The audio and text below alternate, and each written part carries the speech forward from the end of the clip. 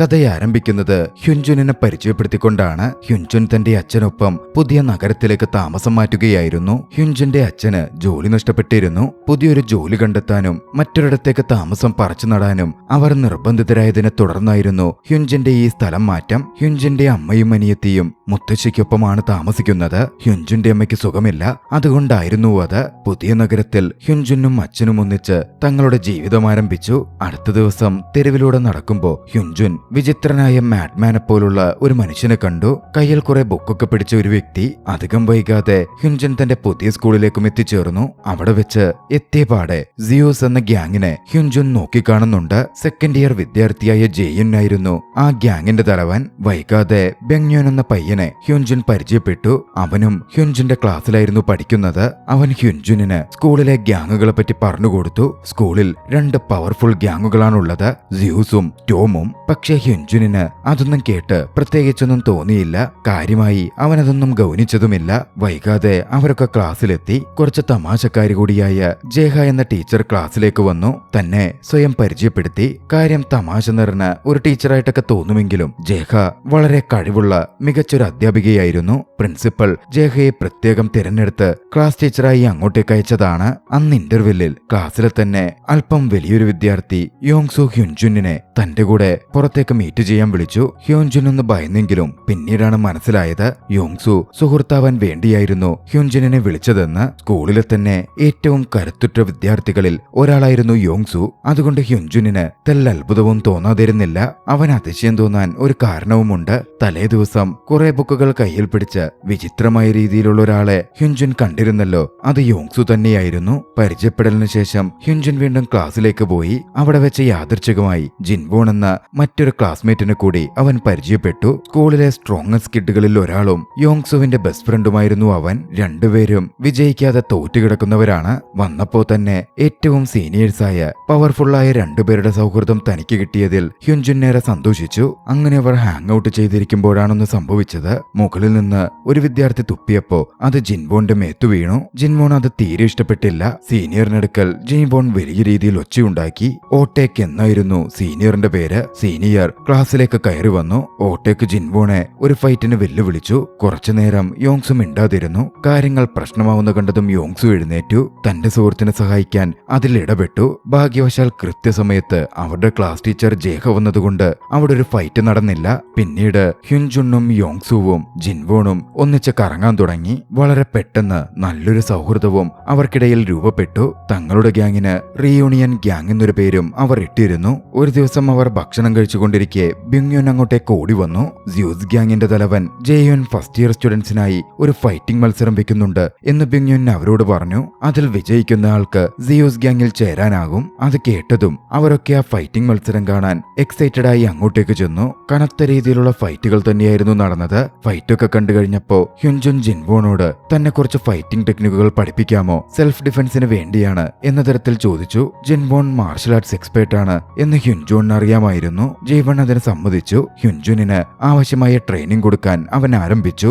അടുത്ത ദിവസം യോങ്സുവിനൊപ്പമായിരുന്നു ഹ്യുൻജുൻ സ്കൂളിലേക്ക് പോയത്. അവിടെ എത്തിയപ്പോൾ ജെയുന്റെ ഗ്യാങ് യോങ്സുവിനെ വിളിപ്പിച്ചിട്ടുണ്ട് എന്നവരറിഞ്ഞു. അവർ അങ്ങോട്ടേക്ക് ചെന്നു. ഗ്യാങ് ലീഡർ ബാൾ കിം അവിടെ തന്നെ ഉണ്ടായിരുന്നു. നടക്കുന്ന ഫൈറ്റ് ടൂർണമെന്റിൽ യോങ്സു പങ്കെടുക്കണം എന്നവർ ആവശ്യപ്പെട്ടു. പക്ഷേ താനില്ലെന്നായിരുന്നു യോങ്സുവിന്റെ മറുപടി. തനിക്ക് പഠിക്കണമെന്നും ഈ വർഷമെങ്കിലും പാസ്സാവണം എന്നും യോങ്സു പറഞ്ഞു. അങ്ങോട്ടേക്ക് ആ സമയം ജെയുനും സംഘവും കടന്നു വന്നു. ജെയുന് യോങ്സുവിനോട് പണ്ട് തൊട്ടേ ഒരു പകയുണ്ട്. ഫൈറ്റിൽ പങ്കെടുക്കാൻ അവരും പറഞ്ഞെങ്കിലും യോങ്സു അത് വീണ്ടും പറ്റില്ലെന്ന് പറഞ്ഞു. അവന് വേണ്ടപ്പെട്ട ഒരാൾക്ക് ഇനി ഫൈറ്റ് ചെയ്യില്ല എന്നവൻ വാക്കുകൊടുത്തിരുന്നു. അടുത്തൊരു ദിവസമാണ് ആ ഒരു സംഭവം അരങ്ങേറുന്നത്. ജിൻവോൺ ക്ലാസ് വിട്ടിറങ്ങുമ്പോ അടുത്ത ബാച്ചിലെ സ്റ്റുഡൻസ് വന്നു കയറുകയായിരുന്നു. നൈറ്റ് ക്ലാസ്സിലെ സ്റ്റുഡൻസ് ആയിരുന്നു അവർ. ജിൻവോണും അവരും തമ്മിൽ ചെറിയൊരു വാക്കുതർക്കമുണ്ടായി. ഡോർ വഴി അകത്തേക്ക് കടക്കുന്നതും പുറത്തേക്ക് ഇറങ്ങുന്നതുമായി ബന്ധപ്പെട്ടുള്ള വാക്കുതർക്കത്തിൽ വലിയൊരു പ്രശ്നം ഉടലെടുക്കുകയായിരുന്നു.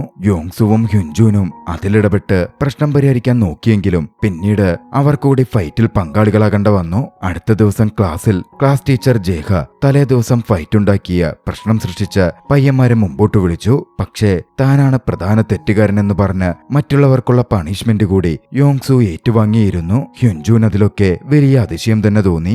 യോങ്സു സൗഹൃദത്തിന് അത്രമേൽ വില കൊടുക്കുന്ന ഒരു പയ്യനായിരുന്നു. താൻ വേദനിച്ചാലും തന്റെ സുഹൃത്തുക്കൾ നന്നായിരിക്കണം എന്ന് യോങ്സു ആഗ്രഹിച്ചിരുന്നു. ടീച്ചറുടെ തല്ലുകൊണ്ട് യോങ്സുവിന്റെ തുടയിൽ വലിയ പാടുകൾ വീണു. കൂട്ടുകാർ തന്നെയായിരുന്നു മരുന്ന് വെച്ചു കൊടുത്തത്. എല്ലാവർക്കും വേണ്ടി ബിങ്യോനൊരു ട്രീറ്റ് നടത്താം എന്ന് പറഞ്ഞു. പക്ഷേ ജിൻവോൺ തനിക്ക് പോയിട്ട് തിരക്കുണ്ടെന്ന് പറഞ്ഞ് അവിടെ നിന്ന് പോവുകയാണ്. അന്നാണ് ഹ്യുൻജുൻ ഒരു കാര്യം മനസ്സിലാക്കുന്നത്. ജിൻവോൺ പാർട്ട് ടൈം ജോലി നോക്കുന്നുണ്ട്, പൈസ സേവ് ചെയ്തുകൊണ്ടിരിക്കുകയുമാണ്. അവന്റെ ഗേൾഫ്രണ്ടിന് വൈകാതെ ഒരു സർജറി വരുന്നുണ്ട്. അതിനു വേണ്ടിയായിരുന്നു ആ പണം മുഴുവൻ സൂക്ഷിക്കുന്നത്. താൻ സ്നേഹിക്കുന്ന ആളുകൾക്ക് വേണ്ടി ജിൻവോൺ എത്രമാത്രം കഷ്ടപ്പെടുമെന്നും സാക്രിഫൈസ് ചെയ്യുമെന്നുമൊക്കെ അതിൽ നിന്നും വ്യക്തമാവുന്നുണ്ടായിരുന്നു. കഴിഞ്ഞ ദിവസത്തെ ഫൈറ്റിംഗ് പ്രശ്നത്തിന്റെ പേരിൽ ക്ലാസ് ടീച്ചർ ജേഹ എല്ലാവരുടെയും പാരന്റ്സിനെ വിളിച്ചിരുന്നു. ഹ്യുൻജുന്റെ അച്ഛനും വന്ന് ജേഹയെ കണ്ടു. ഹ്യുൻജുന്റെ അച്ഛൻ മാപ്പൊക്കെ അപേക്ഷിച്ച് അവനെ ഒരു തരത്തിൽ രക്ഷപ്പെടുത്തിയെടുത്തു. പക്ഷേ നിർഭാഗ്യവശാൽ ജിൻവോണിനെ സ്കൂളിൽ നിന്ന് പുറത്താക്കിയിരുന്നു. തന്റെ സുഹൃത്തിനെ അങ്ങനെ നഷ്ടപ്പെടുന്നത് ഹ്യുൻജുനെ ഒരുപാട് വേദനിപ്പിച്ചു.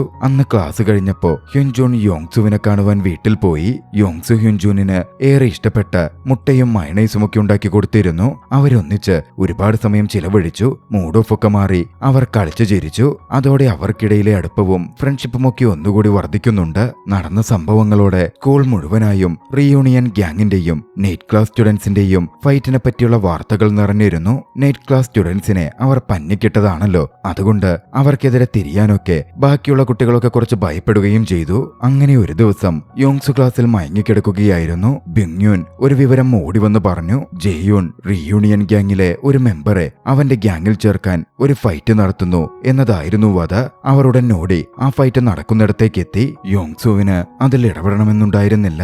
താൻ എന്നെ ഫൈറ്റ് ചെയ്യില്ല എന്നൊരാൾക്ക് വാക്കുകൊടുത്തിരിക്കുന്നതാണ്. അന്ന് നടന്ന ഫൈറ്റിൽ റീയൂണിയൻ ഗ്യാങ്ങിലെ മെമ്പർ പരാജയപ്പെട്ടു. അതോടെ സ്യൂസ് ഗ്യാങ്ങിന് ഒരു പോയിന്റ് കൂടി ലഭിച്ചു. അന്ന് വൈകിട്ട് അവരൊക്കെ ഒന്നിച്ച് ഭക്ഷണം കഴിക്കുമ്പോഴാണ് ഹ്യുൻജുൻ ഒരു കാര്യം മനസ്സിലാക്കുന്നത്. യോങ്സു ഫൈറ്റ് ചെയ്യാത്തതിന് പിന്നിൽ ഒരു കാര്യമുണ്ട്. അവൻ അവന്റെ ഗേൾഫ്രണ്ടായ ജോങ് ഹ്യൂന് ഇനി താൻ ഫൈറ്റ് ചെയ്യില്ലെന്നും പഠിച്ച് പാസ്സാവും എന്നും വാക്കുകൊടുത്തിരുന്നു. അവർ അങ്ങനെ ജോൺ ഹ്യോനെ കണ്ടു. ജോൺ ഹ്യോൻ തന്റെ സുഹൃത്ത് ജീമിനെ ഹ്യുൻജുവിന് പരിചയപ്പെടുത്തി കൊടുക്കുകയും ചെയ്യുന്നുണ്ട്. ജീമിനെ കണ്ടതും ഹ്യുൻജുവിന് അവളോടൊരു പ്രണയം തോന്നിയിരുന്നു. അന്ന് യോങ്സുവിന്റെ ഗേൾഫ്രണ്ടിനെ പോയി കണ്ടുവരുന്ന നേരം ഹ്യുൻജുവിന് മൊത്തത്തിൽ സംശയങ്ങളായിരുന്നു. എങ്ങനാണ് ഇത്രയും സുന്ദരിയായ ഒരു പെൺകുട്ടിയുമായി യോങ്സു പ്രണയത്തിലായത് എന്നവൻ അത്ര ചിന്തിച്ചിട്ടും മനസ്സിലായില്ല. ഒടുവിൽ അവൻ അത് യോങ്സുവിനോട് തന്നെ ചോദിച്ചു. എല്ലാം വളരെ ചെറിയ രീതിയിലാണ് നടന്നത് എന്നായിരുന്നു അവന്റെ മറുപടി. ഒരിക്കൽ നഗ്നനായി യോങ്സു കുളിക്കുന്നത് യാദൃച്ഛികവശാൽ ജോങ് ഹ്യൂൻ കാണാനിടയായി. അതോടെയായിരുന്നു അവർക്കിടയിൽ പ്രണയത്തിലേക്കുള്ള പാത തുറന്നത്. പിന്നാലെ യോങ്സു ഒരു കാര്യം കൂടി കൂട്ടിച്ചേർത്തു. കണ്ടിട്ട് ജീമിനിന് നിന്നെ നന്നായി ഇഷ്ടപ്പെട്ട പോലുണ്ട്. ഒരുപാട് സമയം വേസ്റ്റ് ആക്കണ്ട. അവളുടെ ഫീലിംഗ്സിനെ ഹർട്ട് ചെയ്യാൻ വേണ്ട. ആകെ അവശേഷിക്കുന്ന നല്ല പെൺകുട്ടികളിൽ ഒരാളാവൾ. ബാക്കി എന്താന്ന് വെച്ചാ നീ തീരുമാനിച്ചു. അടുത്ത ദിവസം ഹ്യുൻജുൻ കോൺഫിഡന്റ് ആയി ജെയ്മിനിന് അടുത്തു ചെന്നു. അവളെ ഡേറ്റിന് ക്ഷണിച്ചു. സന്തോഷത്തോടെ ജെയ്മിനും അതിന് സമ്മതിക്കുകയാണ്. അവരൊന്നിച്ച് വൈകാതെ പുറത്തു പോവുകയും ഒരുപാട് സമയം ചിലവഴിച്ച് സംസാരിച്ച് സന്തോഷിക്കുകയും ചെയ്തു. അവിടെ നിന്നുമൊക്കെ തിരികെ വീട്ടിലേക്ക് പോവാൻ ഇറങ്ങുമ്പോഴാണ് മറ്റു കുറച്ച് കുട്ടികൾ അവരുടെ മുമ്പിലേക്ക് വന്നുപെടുന്നത്. ഓട്ടേക്കും സുഹൃത്തുക്കളുമായിരുന്നു അത്. ജെയ്മിനെ കണ്ടതും ഓട്ടേക്ക് ഹുക്കോം എന്ന് വിളിപ്പേരുള്ള ഒരു പയ്യനെ പറ്റി അവിടെ വെച്ച് പറയാൻ തുടങ്ങി. ജെയ്മിനെ അപമാനിക്കുന്ന തരത്തിലായിരുന്നു അവന്റെ സംസാരം മുഴുവൻ. അവരുടെ വാക്കുകൾ കേട്ടതും ജെയ്മിനെ ഹ്യുൻജുൻ തെറ്റിദ്ധരിച്ചു. അവളെ വിട്ട് അവിടെ നിന്ന് ഇറങ്ങിപ്പോരാനും തുടങ്ങി. അവരുടെ റിലേഷൻഷിപ്പ് അതോടെ കുറച്ച് സ്ട്രഗിൾ ചെയ്തിരുന്നു. കേട്ട കാര്യങ്ങളെപ്പറ്റി ഹ്യുൻജുൻ കൺഫ്യൂസ്ഡ് ആയിരുന്നു. യോങ്സുവിനോട് അവൻ കാര്യങ്ങൾ ചോദിച്ചറിയാൻ ശ്രമിച്ചു. ഹുക്കോം ആരാണ്? ജെയ്മിനും അവനും തമ്മിൽ എന്താണ് ബന്ധം? ഹ്യുൻജുൻ തിരക്കി. യോങ്സു കാര്യങ്ങൾ വിശദീകരിക്കാൻ തുടങ്ങി. ഹുക്കോം ജെയ്മിനിന്റെ എക്സ് ബോയ് ഫ്രണ്ട് ആയിരുന്നു. അവർ ബ്രേക്കപ്പ് ആയ ശേഷം ഒരു അപകടത്തിൽ ഹുക്കോം മരണപ്പെട്ടു. അതിനുശേഷം കുട്ടികളേവരും അവളെ ഒരുപാട് കുറ്റപ്പെടുത്താനും അപമാനിക്കാനും ആരംഭിച്ചു. അതിലൊക്കെ അവൾ വളരെയധികം നിസ്സഹായ മാത്രമാണ്. ഒരുപാട് കഷ്ടപ്പാടുകളിലൂടെ അവൾ ഇതിനോടകം കടന്നുപോയിട്ടുമുണ്ട്. അതുകൊണ്ടാണ് നീ ഹുക്കോമിനെ പറ്റി ചോദിച്ചിട്ടും സംസാരിക്കാൻ അവൾ മടിച്ചു നിന്നത്. പിറ്റേന്ന് പുലർച്ചെ യോങ്സു ഹ്യുൻജുനെ വിളിച്ചെഴുന്നേൽപ്പിച്ചു. എക്സസൈസ് ചെയ്യാൻ പോവാനായിരുന്നു അത്. പക്ഷേ എക്സസൈസ് തുടർന്ന് യോങ്സു അവനെ കൊണ്ടെത്തിച്ചതാകട്ടെ ജെയ്മിനിന്റെ അമ്മയുടെ ശവകുടീരത്തിനടുത്തേക്കായിരുന്നു. അവിടെ അതിനോടകം ജെയ്മിനും ജോങ് ഹ്യോനും വെയിറ്റ് ചെയ്യുന്നുണ്ടായിരുന്നു. ജെയ്മിൻ ഹ്യുൻജുനെ തന്റെ അമ്മയുടെ കുഴിമാടം സ്മൃതി മണ്ഡപം സന്ദർശിക്കാൻ ക്ഷണിച്ചു. ഇന്ന് ജെയ്മിനിന്റെ ബർത്ത്ഡേ ആയിരുന്നു. അതുകൊണ്ടായിരുന്നു അവൾ അവിടെ എത്തിയിരുന്നത്. അന്നവർ അവിടെ വെച്ച് വീണ്ടും സംസാരിച്ചു. സ്ട്രഗിൾ ചെയ്തിരുന്ന അവരുടെ റിലേഷൻഷിപ്പ് വീണ്ടും എല്ലാം കൊണ്ടും ഓക്കെ ആവാൻ ആരംഭിച്ചു. അങ്ങനെയിരിക്കെ ഒരു ദിവസം ഒരു പയ്യൻ ഹ്യുൻജുനെ കാണാൻ വന്നു. തടിച്ച പ്രകൃതമുള്ള ഒരു പാവത്താം പയ്യൻ 2 ബുള്ളീസായ കുട്ടികൾ തനിക്ക് ഉപദ്രവമുണ്ടാക്കുകയാണെന്നും തന്നെ ഒന്ന് സഹായിക്കാമോ എന്നും അവൻ ഹ്യുൻജുനോട് ചോദിച്ചു. ആ പയ്യനെ സഹായിക്കാൻ ഹ്യുൻജുൻ തീരുമാനിച്ചു കഴിഞ്ഞിരുന്നു. അതിനായി തന്നെ സഹായിക്കാൻ യോങ്സുവിനോട് അവൻ ആവശ്യപ്പെടുകയും ചെയ്തു. യോങ്സുവിന്റെ സഹായം കിട്ടുമെന്നുറപ്പായതും ഹ്യുൻജുനിന് പൂർണ്ണ ധൈര്യം തോന്നി. അതുപോലുള്ള പ്രശ്നങ്ങൾ പരിഹരിക്കാൻ സ്റ്റുഡൻസ് ഹെൽപ്പ് സർവീസ് തുടങ്ങുവാൻ അവർ തീരുമാനിച്ചു. റിയൂണിയൻ ഗ്യാങ് കുറച്ചു വളർന്നിരുന്നു. അവരൊന്നിച്ച് പല പ്രശ്നങ്ങളും പരിഹരിക്കാൻ തുടങ്ങി. വൈകാതെ അത് ജെയൂണിന്റെയും സ്യൂസ് ഗ്യാങ്ങിന്റെയും ശ്രദ്ധയിലുമെത്തി. ജെയൂനും ഗ്യാങ്ങും ആ വിവരമറിഞ്ഞ് ചോദ്യം ചെയ്യുവാൻ ഹ്യുൻജുനെ കാണുവാൻ അവർക്കടുത്തേക്കെത്തിയിരുന്നു. ഒരു ഫൈറ്റിനൊന്നും അവർ നിന്നെങ്കിലും യോങ്സുവിനെയും മറ്റുള്ളവരെയും കളിയാക്കി അവർ അവിടെ നിന്ന് പോയി. യോങ്സുവിനെ ജെയൂനൊക്കെ അങ്ങനെ അപമാനിച്ചത് ഹ്യുൻജുന് സഹിക്കുന്നുണ്ടായിരുന്നില്ല. തന്റെ കൂട്ടുകാരനു വേണ്ടി ഫൈറ്റ് ചെയ്യണം എന്നവന് തോന്നിയെങ്കിലും യോങ്സുവിന്റെ മറ്റു കൂട്ടുകാർ അവനെ തടഞ്ഞു നിർത്തി. പിന്നീട് ഒന്നിച്ചിരിക്കുമ്പോ എന്താണ് നടന്നതെന്ന് ഹ്യുൻജുൻ യോങ്സുവിനോട് പറഞ്ഞു. കൂടുതൽ ശ്രദ്ധിക്കണമെന്നും ഒരുപാട് പ്രശ്നങ്ങളിലേക്ക് ചാടുന്ന തരത്തിൽ ഒന്നും കൊണ്ടുപോവണ്ട എന്നും യോങ്സു ഹ്യുൻജുനെ വാൺ ചെയ്തു. യോങ്സുവിനെ സംബന്ധിച്ച് ഹ്യുൻജുൻ അപകടത്തിലൊന്നും പോയി പെടരുതെന്നായിരുന്നു. പക്ഷേ ഹ്യുൻജുൻ അത് വേറെ രീതിയിലാണ് എടുത്തത്. താൻ പാവപ്പെട്ട പിള്ളേർക്കു വേണ്ടിയാണ് ഇത് ചെയ്തതെന്നും തന്റെ ഭാഗത്തൊരു തെറ്റുമില്ല എന്നും അവൻ വാദിച്ചു. അവർക്കിടയിൽ ഒരു വാക്കുതർക്കമുണ്ടായി. 1ഉം 2ഉം പറഞ്ഞ് അവർക്കിടയിൽ വഴക്കും പിണക്കവും രൂപപ്പെട്ടു. അധികം വൈകാതായിരുന്നു ഒരു വാർത്ത ഹ്യുൻജുനെ തേടിയെത്തുന്നത്. ജോലിസ്ഥലത്ത് വെച്ച് അവന്റെ അച്ഛനെ കുറച്ച് മാരകമായി പരിക്കേറ്റു എന്നായിരുന്നു അത്. ഹോസ്പിറ്റലിൽ പോയി അച്ഛനെ അവൻ നോക്കിക്കണ്ടു. അദ്ദേഹത്തിന് കുറച്ചുനാളത്തേക്ക് ജോലി ചെയ്യാൻ സാധിക്കുമായിരുന്നില്ല. ജീവിത ചെലവിനും മറ്റുമായി സ്കൂൾ മാറ്റിവെച്ച് തന്റെ അച്ഛൻ ജോലി ചെയ്തിരുന്നിടത്ത് കുറച്ചുനാൾ ജോലി നോക്കണം എന്നൊരവസ്ഥ ഹ്യുൻജുനിന് വന്നു. അവനവിടെ ജോലി നോക്കാൻ തുടങ്ങി. ഭാരമേറിയ വസ്തുക്കൾ ചുമന്നു മാറ്റലായിരുന്നു അവന്റെ അച്ഛന്റെ ജോലി. എത്രമാത്രമാണ് അച്ഛൻ കഷ്ടപ്പെട്ടുകൊണ്ടിരുന്നത് എന്നാ ജോലി ചെയ്യുമ്പോൾ അവൻ മനസ്സിലാക്കുന്നുണ്ടായിരുന്നു. തുടർച്ചയായ ജോലി അവനെ വല്ലാതെ അവശതയിലാക്കി.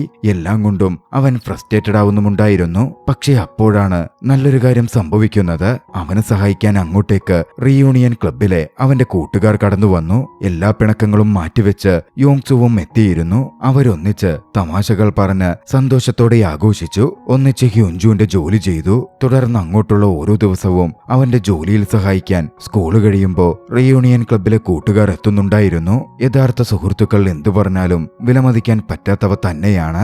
അങ്ങനെ ഒരു ഇയർ അവസാനിച്ചു. ഹ്യുൻജുനും കൂട്ടുകാരും 2nd ഗ്രേഡിലേക്ക് മാറി. ഹ്യുൻജുൻ വീണ്ടും യോങ്സുവും ബ്യുങ്യോങ്ങുമുള്ള ക്ലാസ്സിൽ തന്നെയായിരുന്നു എത്തിപ്പെട്ടത്. പക്ഷേ അവരുടെ ഗ്യാങ്ങിൽ പിന്നീട് വന്നു ചേർന്ന മറ്റ് 2 പേരായ ജോങ്വുവും യങ്വുവും മറ്റൊരു ക്ലാസ്സിലേക്ക് മാറിപ്പോയിരുന്നു. ഒരു ദിവസം അവരൊരുമിച്ച് സംസാരിച്ച് തമാശയൊക്കെ പറഞ്ഞു നിൽക്കുമ്പോ ബാൾകിം അങ്ങോട്ടേക്ക് വന്നു. അബദ്ധത്തിൽ ഹ്യുൻജുന്റെ കയ്യിലുണ്ടായിരുന്ന ചായ ബാൾകിമിന്റെ ദേഹത്തായി. അത് ബാൾകിമിനെ വല്ലാതെ ചൊടിപ്പിച്ചിരുന്നു. അവിടെ ഒരു ഫൈറ്റിനുള്ള വഴി തുറന്നു. പക്ഷേ ബാൾകിം നീതിപരമായ രീതിയിലായിരുന്നില്ല ഫൈറ്റ് ചെയ്യാൻ തീരുമാനിച്ചത്.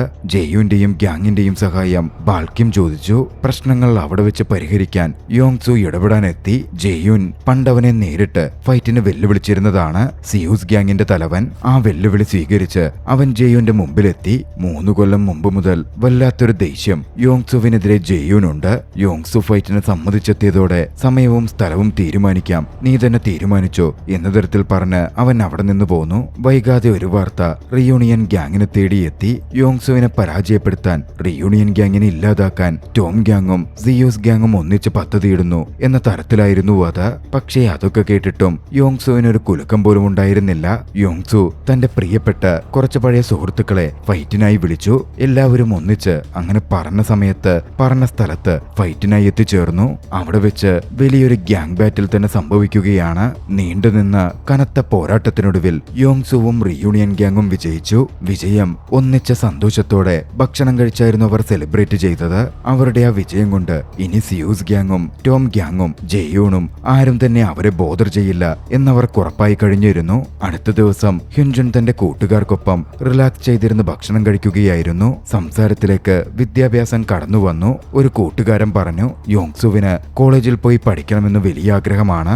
എല്ലാത്തിലും വലുത് വിദ്യാഭ്യാസമാണെന്ന് അവനിപ്പോ പറയാറുണ്ട്. ഫ്യൂച്ചറിന് വേണ്ടിയാണ് അവനിപ്പോ ജീവിക്കുന്നത്. ഹ്യുൻജുൻ പെട്ടെന്ന് യോങ്സു പണ്ട് ഇതേ കാര്യം തന്നോട് പറഞ്ഞതും ഓർത്തെടുത്തു. എന്തുകൊണ്ടാണ് സ്കൂളിൽ യോങ്സു ഒരു പ്രശ്നത്തിലും പോവാതെ മാറി നടന്നിരുന്നത് എന്നതിനുള്ള ഉത്തരം കൂടിയായിരുന്നു അത്. ഹ്യുൻജുൻ മറ്റൊരു വിവരവും അറിഞ്ഞു. വലിയ ഗ്യാങ് ഫൈറ്റിന് ശേഷം അപമാനിതനായതിനെ തുടർന്ന് ജെയോൻ സ്കൂൾ വിട്ടു പോവുകയാണ്. മറ്റൊരു സ്കൂളിലേക്ക് അവൻ ട്രാൻസ്ഫർ വെച്ചിട്ടുണ്ട്. പെട്ടെന്നായിരുന്നു അങ്ങോട്ടേക്ക് ഏറെ ഞെട്ടിക്കുന്നൊരു വാർത്തയുമായി ബ്യുങ്യോൻ ഓടിയെത്തിയത്. ഏതൊക്കെയോ ആരൊക്കെയോ അജ്ഞാതർ യോങ്സുവിനെ ആക്രമിച്ചെന്നും നിലവിൽ ഏറെ അവശതയിൽ കോമയിൽ അവൻ ആശുപത്രിയിലാണ് എന്നുമായിരുന്നു അവർക്കറിയാൻ കഴിഞ്ഞത്. കൂട്ടുകാർ ഒന്നിച്ച് ആശുപത്രിയിലേക്ക് ഓടിയെത്തി. ചികിത്സയിൽ അങ്ങനെ കഴിയുന്ന യോങ്സുവിനെ കണ്ടതും അവർക്ക് സഹിക്കുന്നുണ്ടായിരുന്നില്ല. ഹ്യുൻജോനും കൂട്ടുകാരും യോങ്സുവിനെതിരെയുള്ള ആക്രമണം പോലീസിൽ റിപ്പോർട്ട് ചെയ്യാൻ പോയി. പക്ഷെ അവർ അത് കാര്യമായി എടുക്കുന്നുണ്ടായിരുന്നില്ല. അതോടെ യോങ്സുവിനെ ആക്രമിച്ചവർ ആരാണെങ്കിലും കണ്ടെത്തി പണി കൊടുക്കണം എന്ന് ഹ്യുൻജോനും സംഘവും തീരുമാനിക്കുകയാണ്. യോങ്സു അങ്ങനെ ആക്രമിക്കപ്പെട്ട് പരിക്കേറ്റ് ആശുപത്രിയിലായത് ഹ്യുൻജുനെയായിരുന്നു ഏറ്റവും ബാധിച്ചത്. അവന്റെ പ്രിയ സുഹൃത്തായിരുന്നു അവനെ വിട്ട് ആശുപത്രിയിൽ കിടക്കുന്നത്. അവന് വേണ്ടി ഒരുപാട് ചെയ്ത സുഹൃത്ത് ഹ്യുൻജുൻ ആകെ വല്ലാതായി പോയിരുന്നു.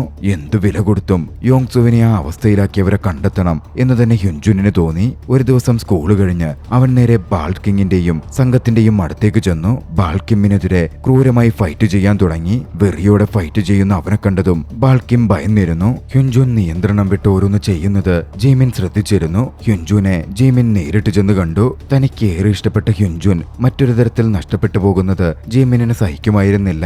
ഒക്കെ വിട്ടേക്കാൻ അവൾ അവനോടായി പറഞ്ഞു. അവൾക്ക് അവളുടെ അമ്മയെയും എക്സ് ബോയ് ഫ്രണ്ട് ഹുക്കുമിനെയും നഷ്ടപ്പെട്ടതാണ്. പക്ഷേ ഹ്യുൻജുന്റെ ചെവിയിൽ അതൊന്നും കേറില്ലായിരുന്നു. യോങ്സു അവൻ അത്രമേൽ പ്രിയപ്പെട്ടതായിരുന്നു. യോങ്സുവിനെ പരിക്കേൽപ്പിച്ച ഈ അവസ്ഥയിലാക്കിയവനെ താൻ കണ്ടെത്തും എന്നവൻ ഉറപ്പിച്ചിരുന്നു. അതിന് ബുദ്ധിമുട്ടുണ്ടെങ്കിൽ നീ എന്നെ വിട്ടോളൂ എന്ന് തന്നെ പറഞ്ഞ് ഹ്യുൻജുൻ അവിടെ നിന്ന് പോന്നു. ഇതിനിടയിൽ ബാൾക്കിമിൽ നിന്നും മറ്റുമായി ഹ്യുൻജുൻ ഒരു വിവരം അറിഞ്ഞിരുന്നു. യോങ്സുവിനെ മർദ്ദിച്ചതും പരിക്കേൽപ്പിച്ചതും ജിൻവോൺ ആണെന്ന്. സംഭവം എന്തെന്നാൽ ജെയ്യൂൺ ജിൻവോനെ ട്രിക്ക് ചെയ്തിരുന്നു. യോങ്സുവിനെതിരെ ഫൈറ്റ് ചെയ്യുവാൻ അവന്റെ ഗേൾഫ്രണ്ടിന്റെ സർജറിക്കുള്ള പണം കൊടുക്കാം എന്ന് പറഞ്ഞുകൊണ്ടായിരുന്നു അത്. അങ്ങനെയാണ് തന്റെ ഗേൾഫ്രണ്ടിന്റെ സർജറിക്ക് വേണ്ടി ജിൻവോൺ യോങ്സുവിനെതിരെ ഫൈറ്റ് ചെയ്തത്. പക്ഷേ ഫൈറ്റിൽ യോങ്സു തന്നെയായിരുന്നു വിജയിച്ചത്. ജിൻവോൺ പരാജയപ്പെട്ടിരുന്നു. പക്ഷേ അവിടെ നിന്നും ഒരു കാര്യം കൂടി ഹ്യുൻജോൺ മനസ്സിലാക്കി. ജിൻവോൺ അല്ല യോങ്സുവിനെ ആക്രമിച്ചത്, മറിച്ച് ജെയോൺ തന്നെയായിരുന്നു. സിയൂസ് ഗ്യാങ്ങിന്റെ തലവൻ. കഴിഞ്ഞ ഫൈറ്റിൽ ജെയോൺ പരാജയപ്പെട്ടിരുന്നല്ലോ, അതിന്റെ കലിപ്പ് തീർത്തതായിരുന്നു അവൻ. ജിൻവോണിനെ പരാജയപ്പെടുത്തി അവശതയിലായ യോങ്സുവിനെ ജെയോൺ തലക്കടിച്ചു വീഴ്ത്തുകയായിരുന്നു ചെയ്തത്. എന്തു തന്നെയാണെങ്കിലും ജിൻവോൺ ചെയ്തത് ശരിയായില്ല എന്ന് പറഞ്ഞ ഹ്യുൻജോൺ ജിൻവോണിനെതിരെ ഫൈറ്റ് ചെയ്തു. ജിൻവോണിനെ ഫൈറ്റിൽ പരാജയപ്പെടുത്തി. ഇതിനിടയിൽ തന്റെ ഡേർട്ടി ഗെയിമുമായി ജെയോൺ വീണ്ടും കടന്നു വന്നു. തന്റെ ഗ്യാങ്ങിനെ കൊണ്ട് കൂട്ടമായി ഹ്യുൻജോനെ ആക്രമിക്കാനായിരുന്നു ജെയോന്റെ പദ്ധതി. പക്ഷേ കൃത്യസമയത്ത് റീയൂണിയൻ ക്ലബ് മെമ്പേഴ്സ് ഹ്യുൻജോനെ സപ്പോർട്ട് ചെയ്യുന്നവരുമായി എത്തിയിരുന്നു. ആ കൂട്ടത്തിൽ യോങ്സുവും ഉണ്ടായിരുന്നു. കോമയിൽ നിന്ന് അവൻ എഴുന്നേറ്റ് കഴിഞ്ഞിരുന്നു. എന്തിനേറെ പറയുന്നു, ബാൾക്കിമ്മും ജിൻവോണും അടക്കം റീയൂണിയൻ ക്ലബിലേക്ക് ചേർന്നിരുന്നു. പിന്നെ അവിടെ ഹ്യുൻജൂനും ജെയ്യൂനും തമ്മിൽ കലശലായ ഒരു ഫൈനൽ ഫൈറ്റ് നടന്നു. കഴിഞ്ഞ ഫൈറ്റുകളിൽ നിന്ന് ഹ്യുൻജൂൻ കുറച്ചവശതയിലായിരുന്നെങ്കിലും ജെയ്യൂനെതിരെ കനത്ത ഫൈറ്റ് ചെയ്ത അവൻ ജെയ്യൂനെ പരാജയപ്പെടുത്തി. ഹ്യുൻജൂന്റെ ആ വിജയത്തോടെ റീയൂണിയൻ ഗ്യാങ് കൂടുതൽ വലുതാവുകയും സ്കൂൾ ഒട്ടുക്ക് ഫേമസ് ആവുകയും ചെയ്തു. സ്കൂളിലെ ഏറ്റവും വലിയ ഗ്യാങ്ങായെങ്കിലും സ്കൂളിൽ പ്രശ്നമുണ്ടാക്കരുത്